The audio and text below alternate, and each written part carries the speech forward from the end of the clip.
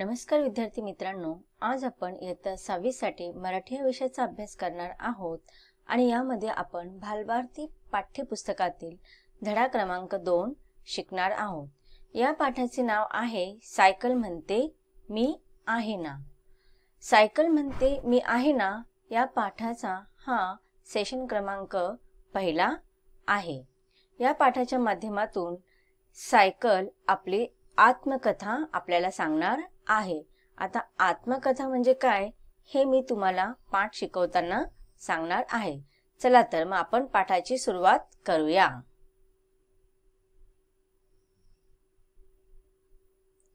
आपल्या पाठाचे शीर्षक आहे सायकल म्हणते मी आहे ना। लहानांपासून मोठ्यांपर्यंत सहज वापरता येणारे वाहन म्हणजे सायकल होय।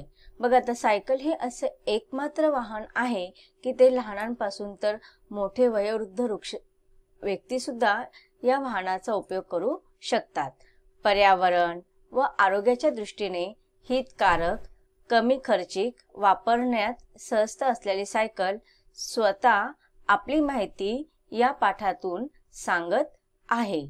आता बघा हा जो पाठ आहे ना, त्या पाठामध्ये सायकलीचे उपयोग आपल्याला सांगितलेले गेलेले आहेत की पर्यावरणाच्या दृष्टीने आणि आरोग्याच्या दृष्टीने पर्यावरणामध्ये प्रदूषण आज पाहत आहे आपण की त्याचं प्रमाण जास्त वाढलेले आहे, पण सायकल असं एकमात्र वाहन आहे की त्यामुळे पर्यावरणाचा जो ऱ्हास होत आहे किंवा हवा प्रदूषण होण्याचे जे समस्या आहेत तो कमी होतो आणि आरोग्याच्या दृष्टीने कसे हितकारक आहे हे पाठाच्या माध्यमातून आपण हळूहळू त्याचे उपयोग आपण पाहून घेणार आहोत। आणि कमी खर्चिक म्हणजे आर्थिक दृष्टीने जे मोठी वाहनं घेऊ शकत नाहीत ते सहजतेने सायकल घेऊ शकतात। वापरण्यात अगदी सहज असलेली ही सायकल स्वतः या पाठाच्या माध्यमातून आपली माहिती सांगत आहे। हा एक आत्मकथनात्मक पाठ आहे। आत्मकथनात्मक हा शब्द तुम्ही याच्या अगोदर ऐकलेला असेल। कशामध्ये ऐकलाय सांगा पाहू? निबंधामध्ये। Very good. निबंधाचे वेगवेगळे प्रकार असतात, त्याच्यामध्ये आत्मकथनात्मक हा एक निबंधाचा प्रकार आहे। याच्यामध्ये कोणतीही वस्तू ती निर्जीव असो किंवा सजीव असो, ती वस्तू आहे ना आपली कथा मांडत असते। आत्म म्हणजे स्वतःची आत्मकथा सांगणे, स्वतःची गोष्ट सांगणे। मग जसं मी सांगितलं की सजीव वस्तू किंवा निर्जीव वस्तू। निर्जीव वस्तू म्हणजे आपण बघतो पुस्तकाची आत्मकथा, विमानाची आत्मकथा, किंवा सजीव वस्तू जसं की आपण बोलतो मी वृक्ष बोलतोय, मी झाड बोलतोय, किंवा मुंगीची आत्मकथा, फुलाची आत्मकथा। तशा वेगवेगळ्या सजीव आणि निर्जीव वस्तू आपली माहिती आपल्या समोर मांडत असतात। जसं की मला माझी आत्मकथा सांगायची आहे तर माझ्या जीवनातले लहानपणापासून मला आलेले सगळे अनुभव, मग काही अनुभव चांगले सुद्धा असतील आणि काही अनुभव वाईट सुद्धा असतील, तर दोन्ही प्रकारचे अनुभव आपण आत्मकथामध्ये सांगत असतो। मग ह्या आत्मकथनात्मक पाठामध्ये सायकलने आपली स्वतःची माहिती, स्वतःची आत्मकथा आपल्या समोर सांगितलेली आहे। मग याच्यामध्ये तिचे काय काय फायदे होतात आणि तिची काय विशेषता आहे हे सुद्धा आपण या पाठाच्या माध्यमातून शिकणार आहोत। आता बघा इथे तुम्हाला काही चित्र दिलेले आहेत। खालील चित्रे पहा। ज्या वाहनांनी तुम्ही प्रवास केला आहे त्या पुढे दिलेल्या चौकटीत तुम्हाला बरोबर अशी खूण करायची आहे। आता बघा इथे तुम्हाला काही चित्र दिलेले आहेत, ते वाहन आहेत। वाहन म्हणजे काय? आपण ज्याच्याने प्रवास करतो ती साधनं। जर तुम्ही आता ह्या प्रश्नाचं उत्तर प्रत्येकाच्या वैयक्तिक अनुभवानुसार असणारे, ज्या विद्यार्थ्यांनी या वाहनांचा उपयोग केलेला असेल ना त्याच्यासमोर तुम्हाला बरोबर अशी खूण करायची आहे। उदाहरणार्थ सायकल ह्या वाहनाने जर तुम्ही प्रवास केला असेल तर त्याच्या चौकटी समोर तुम्ही बरोबर अशी खूण करा। जर नसेल त्या वाहनाने तुम्ही प्रवास नसेल केला तर तुम्ही नाही केला तरी चालेल। हा तुमचा वैयक्तिक उत्तर, ह्या प्रश्नाचं उत्तर तुम्ही वैयक्तिक अनुभवानुसार देऊ शकतात। आता इथे बघा बाईक आहे, त्याच्यात जर तुम्ही बाईकने प्रवास केला असेल तर त्याच्यासमोर टिक करा। नंतरच्या चित्रामध्ये तुम्हाला घोडागाडी आहे की नाही, घोडागाडीमध्ये जर तुम्ही प्रवास केला असेल तर त्याच्यासमोर टिक करा। नंतर बोट आहे, बोटने प्रवास केला असेल तर त्याच्यासमोर टिक करा. एसटीने जर प्रवास केला असेल तर त्याच्यासमोर तुम्ही टिक करू शकता. नंतर जहाजाने जर तुम्ही प्रवास केला असेल तर त्याच्यासमोर तुम्ही टिक करा. नंतर तुम्हाला चित्रामध्ये रिक्षा दिसते. रिक्षाने तर मोस्ट ऑफ सगळेच प्रवास करतात, तर तुम्ही त्याच्यासमोर टिक करू शकतात. नंतर आगगाडी आहे, त्याच्यासमोर जर तुम्ही प्रवास केला असेल तर तुम्ही त्याच्यासमोर टिक करायचं आहे. विमानाने जर तुम्ही कधी प्रवास केला असेल तर त्याच्यासमोर टिक करा. नसेल प्रवास केला तर ती चौकट तशीच रिकामी सोडायची आहे. आता आपण आपल्या पाठाला सुरुवात करूया.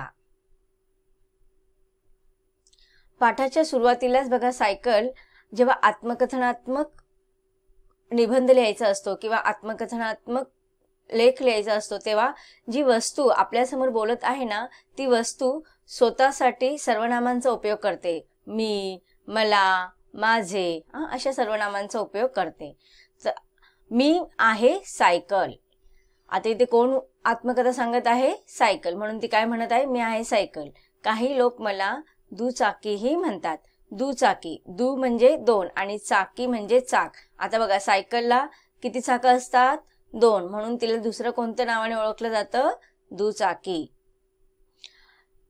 तसं म्हटलं तर माझा जन्म 1660चा.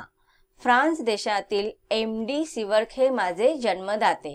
जन्मदाते म्हणजे जन्म देणे किंवा निर्माण करणे.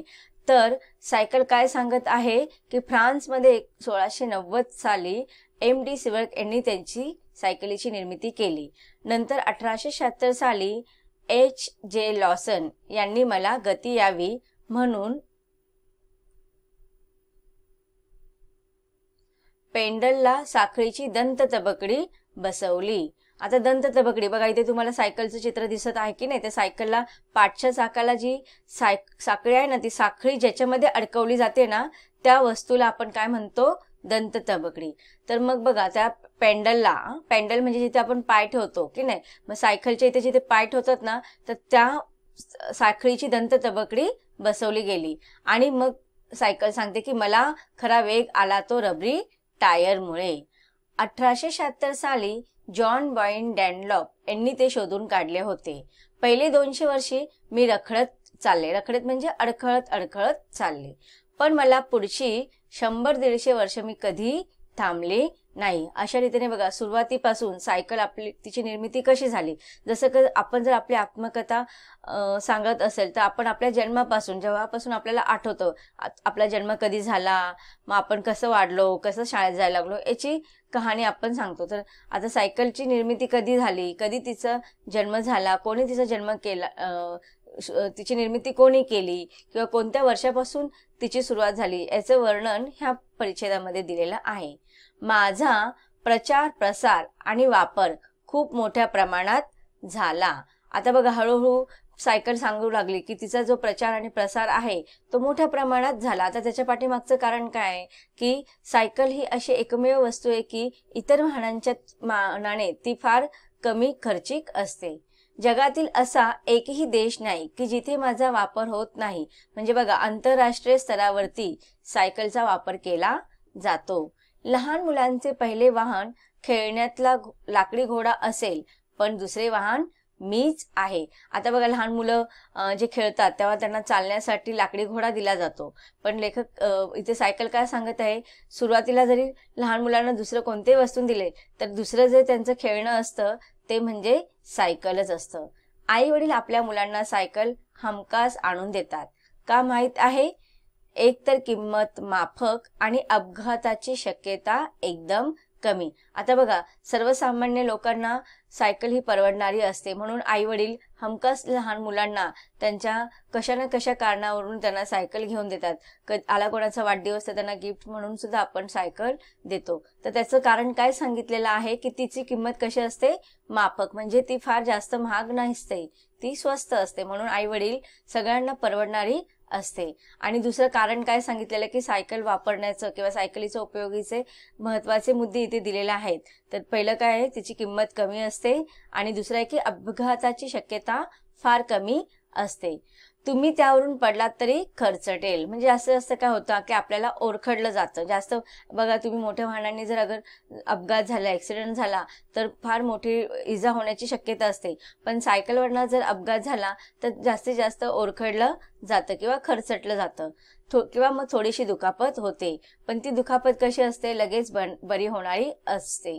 मात्र तुम्ही त्यातून काय करता, धडा शिकता. आता बघा, सायकल शिकताना ना सुरुवातीला भीती वाटते. त्यामुळे कधी कधी सायकल शिकताना तुम्ही पडता. पण एकदा पडलात, दोनदा पडलात, पण तिसऱ्या वेळेस तुम्हाला त्याचा घेर कसं टाकायचा वगैरे ह्या गोष्टी तुम्ही हळूहळू शिकतात. पण एकदा जर तुम्ही शिकलात, तुम्हाला आत्मविश्वास आला, तर मग तुम्हाला त्या सायकलीबरोबर मैत्री करावीशी वाटते.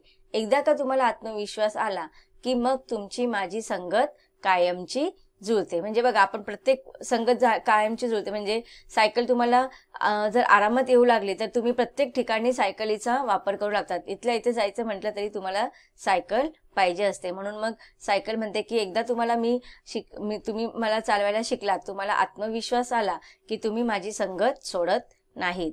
आता पुढच्या परिच्छेदामध्ये बघा काय सांगितलेलं आहे की आई तुम्हाला म्हणते, जा दुकानातून साबण घेऊन ये. तुम्ही कंटाळा करत नाहीत. मला बाहेर काढता आणि ट्रिंग ट्रिंग करत माझ्यावर स्वार होऊन दुकानात जातात. स्वार होणे म्हणजे सायकलीवरती बसणे. साबण आणता, कधी भाजीपाला, कधी आजोबांच्या औषधांच्या गोळ्या, तर कधी दूध आणता. घरात मी असले की अशी छोटी मोठी कामे कशी पटापट होतात नाही का. बघा, एकदा जर सायकल चालवायला आली तर आई काय करते, लहान लहान छोटी छोटी कामं मुलांना सांगतात. मग आता बघा, इथे तुम्हाला प्रश्न विचारलेला आहे, त्या प्रश्नाचं उत्तर तुम्हाला ह्या परिच्छेदामध्ये मिळेल की दुकानात जाण्यासाठी लहान मुलं कशी सायकलचा उपयोग करतात किंवा सायकलचा काय काय उपयोग होतो मुलांना. तर साबण आणण्यासाठी, बाजारात जाण्यासाठी, भाजीपाला आणण्यासाठी, दूध आणण्यासाठी की घरातील छोटी मोठी कामे करण्यासाठी सायकलीचा उपयोग केला जातो. कार बाईक चालवायची असेल तर त्यासाठी खास चालक परवाना काढावा लागतो. आता चालक म्हणजे जे वाहनं चालवतात ना, ड्रायव्हर आपण त्यांना म्हणतो इंग्रजीमध्ये. तर ड्रायव्हरला मराठी शब्द कोणता आहे, चालक. परवाना काढणे म्हणजेच लायसन काढणे, दाखला काढला जातो. आता बघा, जेव्हा मोठ्या गाड्या आपण चालवायच्या असतील तर त्याच्या अगोदर एक विशिष्ट प्रकारची ट्रेनिंग घ्यावी लागते. त्याची परीक्षा दिली जाते आणि त्या परीक्षामध्ये पास झाल्यानंतर तुम्हाला त्याचं परमिशन मिळतं, म्हणजेच परवाना मिळतो. त्याचं तुम्हाला एक ID कार्ड मिळतं. पण सायकलीसाठी असं खास चालक परवाना काढण्याची गरज नसते. माझ्यासाठी त्याची मुळीच गरज नाही. मला लहान मुलींपासून तर आजी आजोबांपर्यंत कोणीही मला चालवू शकतं. आणि कधी आड रस्त्याला पंक्चर झालेच तर मला हातात धरून आणायला काही अवघड नाही, कारण मी आहे सडपातळ आणि हलकी फुलकी. आता बघा, सायकलीचा वापर लहान मुलांपासून तर वृद्ध वयस्कर आजी आजोबांपर्यंत म्हणजे सगळ्या वयांच्या गटातील व्यक्तींसाठी, लोकांसाठी सायकलीचा उपयोग होऊ शकतो. आणि अजून काय सांगितलेलं आहे की जर कधी ती आड रस्त्याला म्हणजे गल्लीत वगैरे जरी पंक्चर झाली तर तिला आपण सहजपणे हाताळू शकतो. तिला उचलून आपण पाहिजे त्या ठिकाणी घेऊन जाऊ शकतो. पण मोठी गाडी जर कुठे बंद पडली, पंक्चर झाली तर त्याच्यासाठी आपल्याला मेकॅनिकला वगैरे बोलावं लागतं. तो ती वाहन सुधारवतो आणि नंतरच आपण तिला चालवू शकतो. पण सायकलीचं तसं नसतं. आड रस्त्याला पंक्चर झाली तर तिला आपण हातात धरून पाहिजे त्या ठिकाणी घेऊन जाऊ शकतो, कारण की ती वजनाला कशी असते, हलकी फुलकी आणि सडपातळ. कार आणि बाईकचा वेग माझ्यापेक्षा जास्त आहे हे मान्य. आता बघा, इथे सायकल मान्य करत आहे की ज्या मोठ्या गाड्या असतात, कार असो, स्कूटर असो, बाईक असो, यांचा वेग जो असतो तो सायकलीपेक्षा नक्कीच जास्त आहे. पण खूप लांब जायचं असेल किंवा काही तातडीचे काम असेल तरच त्याचा वापर जरूर करावा. आता बघा, आपण प्रत्येक ठिकाणी मोठ्या 4 चाकी गाड्यांचा किंवा बाईकचा आपण उपयोग नाही करू शकत. इथल्या इथे आपल्याला जर जायचं असेल तर आपण बाईकचा किंवा कारचा उपयोग नाही करत, कारण की त्याच्यामुळे काय होतं, वेळ पण जास्त लागतो आणि इंधनचा पण उपयोग जास्त खर्चिक होऊन जातो. खूप लांब जायचं असेल किंवा काही तातडीचे काम असेल तरच त्यांचा वापर जरूर करावा. पण शाळेला, बाजाराला, ऑफिसला जायचं असेल तर एवढ्या वेगाची काय गरज. सरळ माझ्यावर स्वार व्हा आणि कमी अंतराचा प्रवास सुखद करा. आता बघा इथे सायकलने काय सांगितलेलं आहे की छोट्या छोट्या गोष्टींसाठी सायकलीचा उपयोग केला जातो. जसं जर आपल्याला औषध आणायचं असेल, बाजारात जाऊन भाजीपाला आणायचा असेल, साबण आणायचं असेल, अशा घरातील छोट्या मोठ्या कामांसाठी सायकलीचा उपयोग केला जातो. पण जवळ असणाऱ्या काही ठिकाणी सुद्धा आपण सायकलीचा उपयोग करू शकतो. की आपले बघा शाळा काय जास्त लांब नसते, जास्त 2-3 किलोमीटर अंतरावरती असतो. बाजारहाट पण काय आपला जास्त लांब नसतो. आणि ऑफिस जर जवळ असेल तर त्याच्यासाठी आपल्याला मोठ्या गाड्या म्हणजे 4 चाकी गाड्या किंवा बाईकची आवश्यकता नाही. आपण सायकलीचा वापर करून सुद्धा तिथल्या तिथे आपण आपल्या शाळेला, बाजाराला, ऑफिसला जाऊ शकतो. तर सायकलमध्ये सरळ माझ्यावर स्वार व्हा आणि कमी अंतराचा प्रवास सुखद करा म्हणजे सुखाने करा.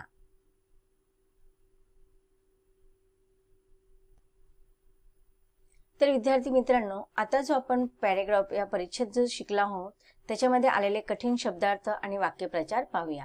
शब्दार्थ: जन्मदाते, जन्म देणारे. प्रचार: सर्वत्र माहिती करून देणे.